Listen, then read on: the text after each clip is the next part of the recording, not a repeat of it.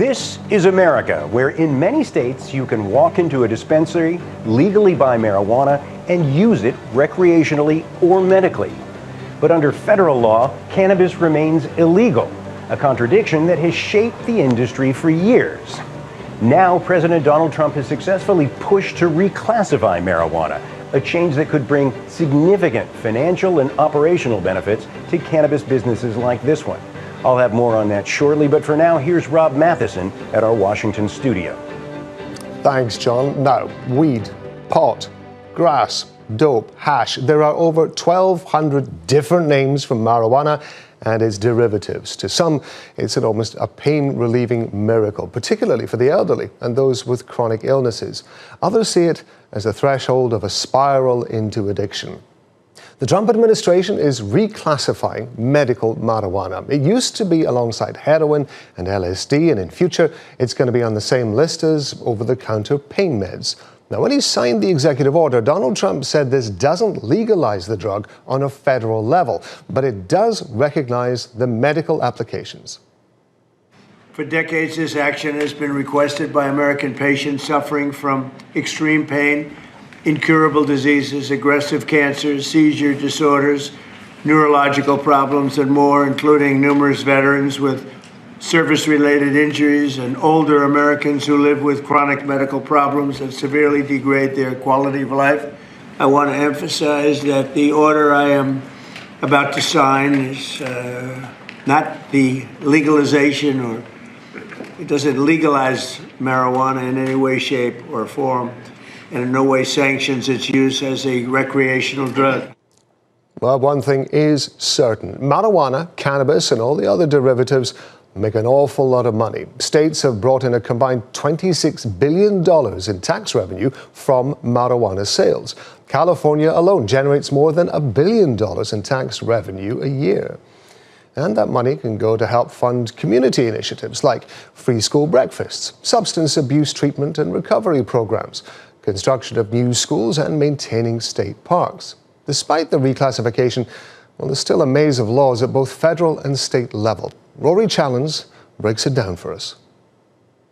Wherever you are in Washington, D.C., you're never far away from that unmistakable smell of cannabis. People can buy it from dispensaries like this. It's smoked pretty openly in the streets. In 24 states around the US, cannabis is now legal for adult recreational use. In most other states and DC, there is access to some medicinal cannabis or products with reduced active ingredients. Only 2 states, Kansas and Idaho, have no legal marijuana program whatsoever. And yet, under federal law, it's still an illicit drug everywhere. So how come I could pop in here, I could buy some weed, I could come out, I could light it up, and I wouldn't get in any trouble? Because for years, US policymakers have told federal prosecutors to deprioritize cannabis enforcement. The Obama-era Cole Memorandum and the Rohrabacher-Blumenauer Amendment mean that the US Justice Department largely keeps its nose out of state cannabis laws, particularly medical marijuana programs. Trump has gone further still, reclassifying medical marijuana and approved products from the Schedule 1 category, which is used for drugs that don't have any accepted medical use, like heroin, to Schedule 3. That's for drugs that do have accepted medical use and lower risks of physical dependence, like ketamine. The facts compel the federal government to recognize that marijuana can be legitimate in terms of medical applications when carefully administered. In some cases, this may include the use as a substitute for addictive and potentially lethal opioid painkillers, and they cause tremendous problems. This reclassification order will make it far easier to conduct marijuana-related medical research, allowing us to study benefits, potential dangers, and future treatments. So what does the public think? Well, a strong majority of Americans support the legalization of marijuana for medicinal purposes, and more than half support legalizing it for recreational use too. And that is the direction of travel. Trump is still no fan of recreational legalization, but the Justice Department and the Drug Enforcement Administration are fast-tracking the consideration of rescheduling cannabis completely. Rory Challens, Al Jazeera in Washington, D.C. Well, we're joined now by Paul Armentano. He's Deputy Director of the National Organization for the Reform of Marijuana Laws, known as NORML, and by Jordan Davidson, Government Affairs Director at Smart Approaches to Marijuana, also known as SAM. Gentlemen, thank you very much indeed for being with us. Paul, I'm going to start with you. Why this and why now, do you think? Well, this decision has been a long time coming. Marijuana was initially classified as a Schedule I controlled substance in 1970, and as early as 1972, Nixon's Blue Ribbon Commission said, that's not right, it doesn't belong there, we should move it. So this is not a new discussion. What happened was, under the prior administration, the Biden administration initiated a reinvestigation of cannabis's status as a Schedule I controlled substance. And as part of that process, the Health and Human Services Department did a review to see if marijuana met the criteria of a Schedule I controlled substance or if it should be classified in some other category. They did a 250-page review. They came back and said, clearly, cannabis has medical utility. They said it doesn't have the abuse potential of other Schedule I controlled substances like heroin or even Schedule II controlled substances like cocaine and methamphetamine. So it should be moved out of Schedule I.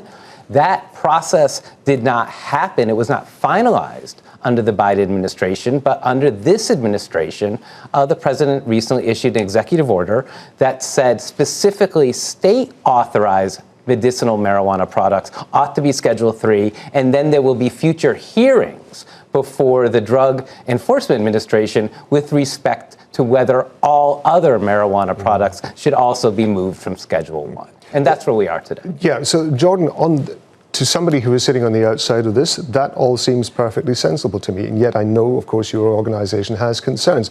Is it to do with the way that marijuana is being used or applied? Is it the types of marijuana? Is it the controls? What is it? What are your concerns? Yeah, we have several concerns. First of all, the marijuana of today is not the Woodstock weed, our parents' or grandparents' marijuana of the 1970s.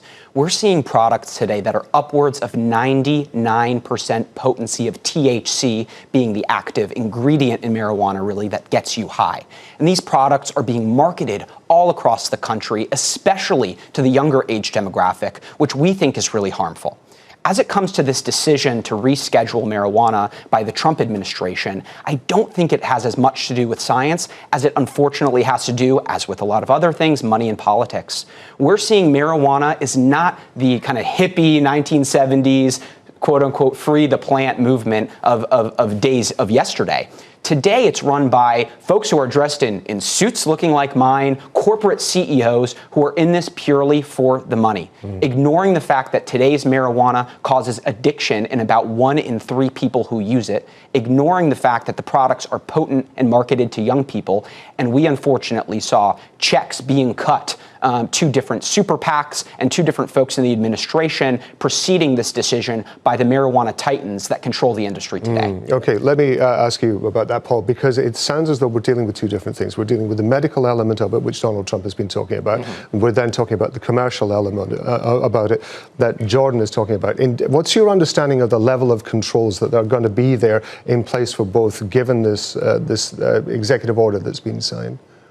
Well, the process involving the executive order still needs to be carried out. It's still a work in progress, in other words. So what we see the administration wanting to do is it wants to take the 41 states that right now have regulated state medical marijuana systems and sort of fold them in a way that they're integrated with federal policy, which is not the case right now. For years, we've seen these states engaging in cannabis policies that are out of step with federal policy. And this order is trying to integrate those. That's, of course, separate than the question of what do you do in the 24 states that regulate the adult use of marijuana. That's not covered by this order. That is going to be a topic that is discussed in these forthcoming ALJ hearings. But at the end of the day, it's very likely we're going to see different sets of regulation governing products that are defined strictly as medical versus products that are defined as recreational. And again, this is already happening in the states. The medical regulatory schemes are not necessarily identical or overlapping with adult use schemes. And just to Jordan's point, these products are not being marketed at the state level under these legal regulatory schemes toward children. That is not permitted under these policies. And also, we know that these policies are working from a regulatory standpoint because teen use of marijuana is at a historic low, and it has been declining for the last decade and a half, overlapping with the time that states began regulating these products and keeping them out of the hands of teens by putting them behind the counter. Yeah, I just want to point out the hearings you're talking about. Drug Enforcement Agency is going to be holding those hearings. I think it's on June 29th, right? It's supposed to be at the end of June. So that's when those hearings are taking place. Jordan, the administration has said in a statement that it's warning that cannabis features the highest conversion rate from temporary psychosis to permanent schizophrenia, arguing aggressive prevention is essential to stop a rising tide of psychiatric disorders. That does sound as though the administration does understand the risks with regard to the use of marijuana in terms of the public use. Isn't there an indication that because there is that understanding, there should therefore be more research? I think there's been a lot of research already. There's around 30 to 40,000 peer-reviewed studies on marijuana that show that marijuana is really harmful, especially today's marijuana. Your point about schizophrenia and psychosis, it's really real. Most folks don't believe it when you say it, but the literature is showing that there's anywhere between a 3- and 5-fold increased chance of developing psychosis and schizophrenia while using high-potency marijuana products. I'd also like to note that this medical conversation versus recreational, I initially started with the commercialization point because I view them as one and the same. We're seeing that a lot of shops that sell marijuana, these dispensaries, oftentimes they're quote-unquote hybrid dispensaries. The same products that you can buy that are supposedly recreational, you can get with a medical marijuana card. Medical marijuana is not sold like any other prescription drug. You don't get a prescription, you get a recommendation. You don't go to a pharmacy where a pharmacist can tell you about the drug interdictions or what's in the product. You go to a commercial store where a 22, 23, 24-year-old bud tender will sell you the drug as long as you show your medical marijuana card. Most states have no limits to how much you can get, and you can get gummies, candies, or even smokable products. I'd also like to note that the teen use rates, even if you look at past year rates of did you smoke marijuana once in the past year, maybe that's remained stable. But in terms of daily marijuana use, which is our chief concern, how many people are using it every day, we're seeing skyrocketing rates. In 1992, fewer than 1 million Americans used marijuana every single day, compared to around 10 to 12 million Americans using alcohol every single day. Now it's around 14 million using alcohol. Yet today, 17 million Americans are using marijuana products every single day. That's a sharp increase caused by commercialization. Paul, do you see this as all part of the same problem? Is there a distinction, as far as you're concerned, between the medical use and therefore the controls over that compared to the commercialization element of it? I think there's definitely a distinction in the motivations of why people use cannabis, and that is reflected in the products that they use. So people that are using cannabis for medicinal purposes tend to use different product types than people that are using cannabis for mood-altering purposes, which is generally provided by the compound THC that's in the plant.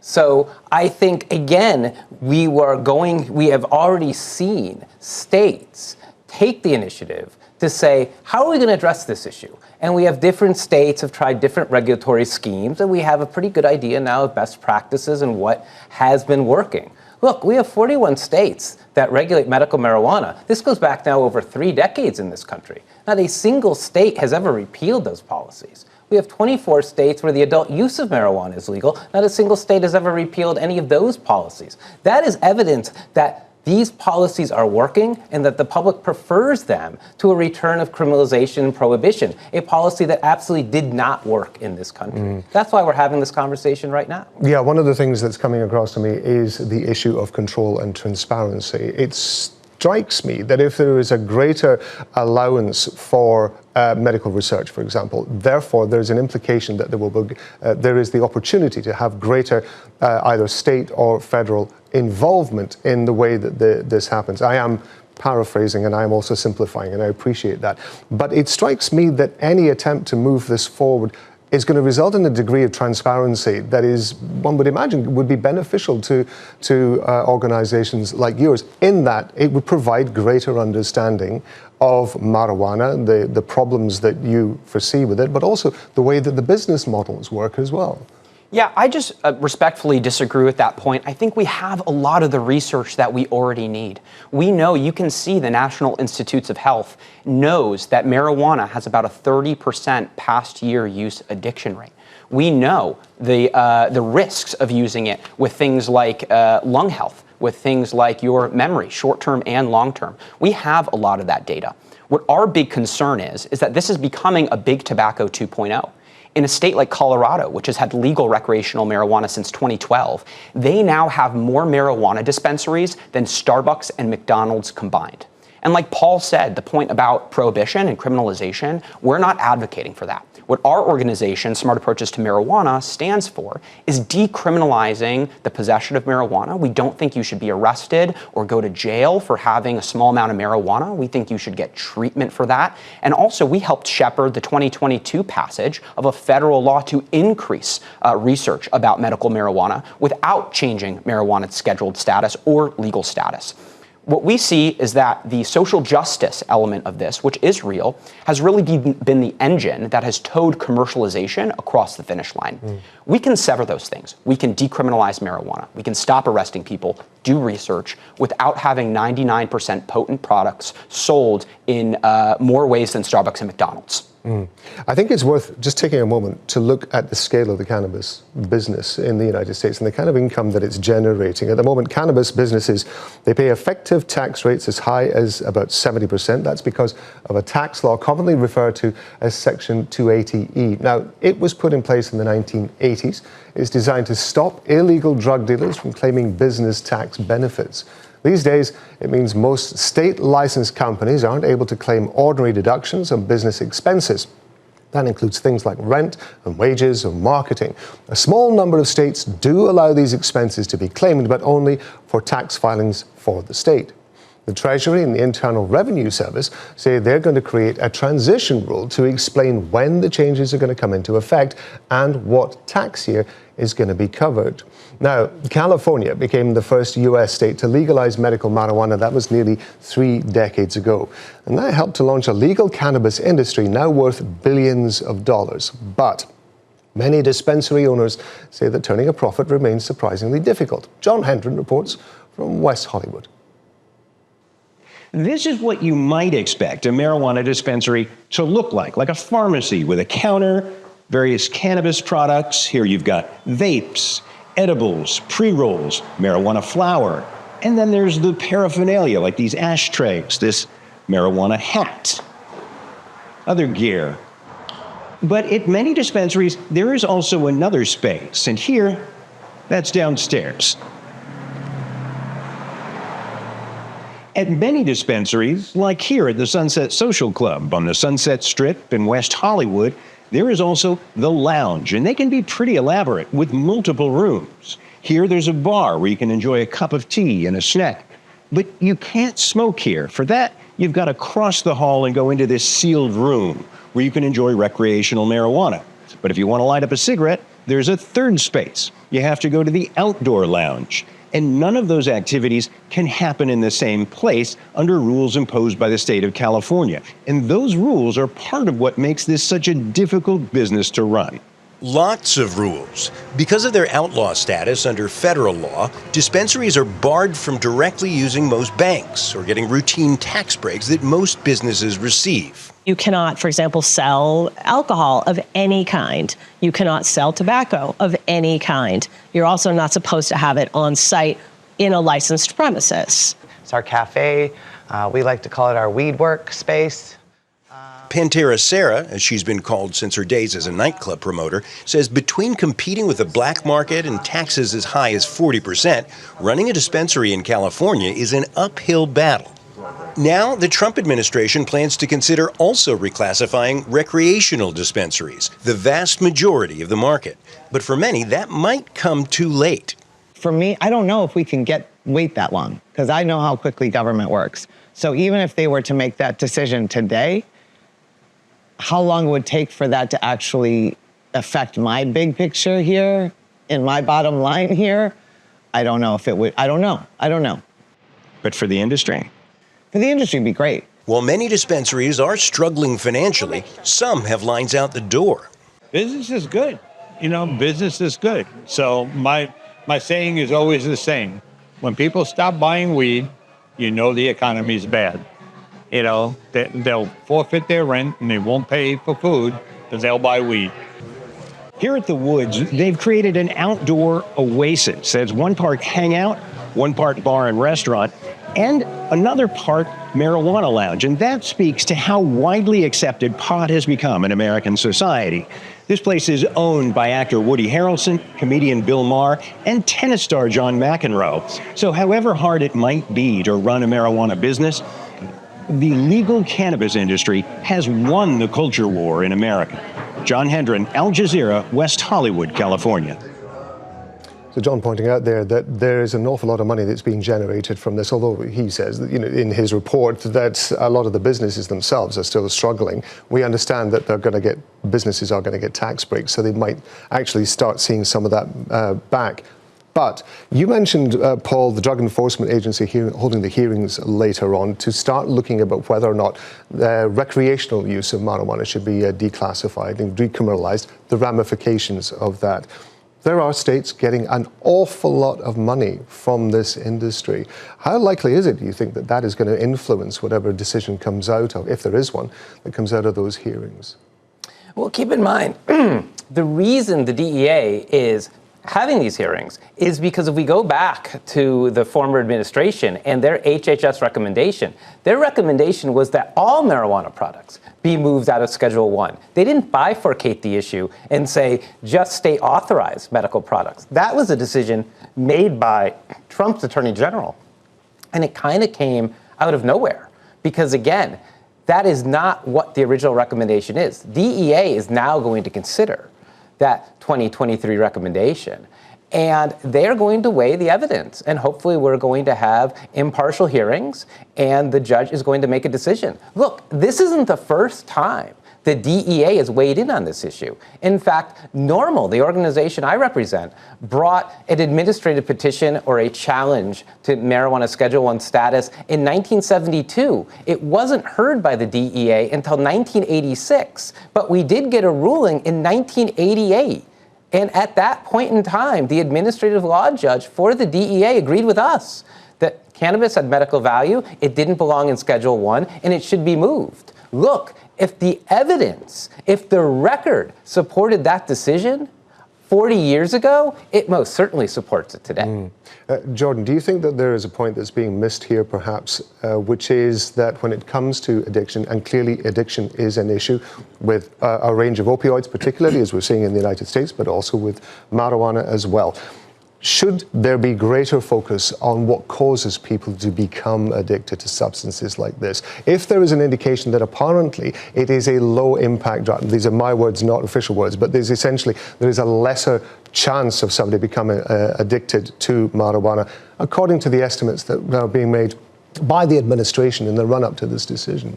Yeah, as someone who actually struggled with a marijuana addiction, I got sober 2 weeks before my 18th birthday. I know personally all too well that the high-potency marijuana of today, not necessarily the Woodstock weed of the 1970s, it's an entirely different drug. It's an entirely different drug from the time in the 1980s when Paul's organization was going up with the DEA administrative law judge.